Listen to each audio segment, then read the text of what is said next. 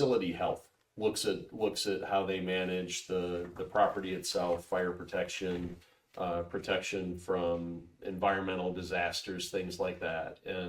And that the reports that are created as part of that insurance process are actually a pretty good source of information to develop a scorecard for how effective they're managing that.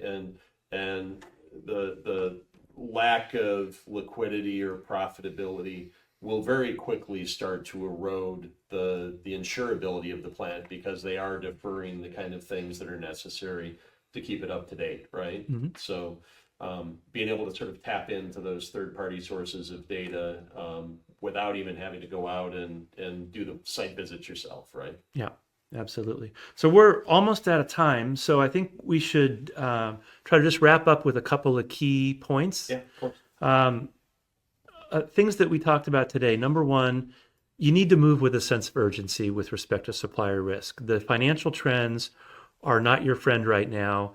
And there are a lot of suppliers that are on the verge of insolvency, and there's more and more every day. So the longer you wait, the more you're putting your company at risk. So sense of urgency is really critical. Number two is creating this as a company priority, not an individual person's priority.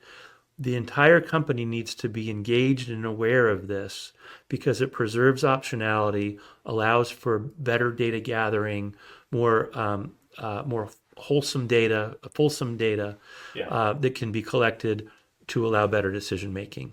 And then the last one I think is really important is clear communications. Clear communications internally. That's why we talked about this concept of a volunteer fire department, and also clear communications with the supply base. These are all things that are really, really important to have an effective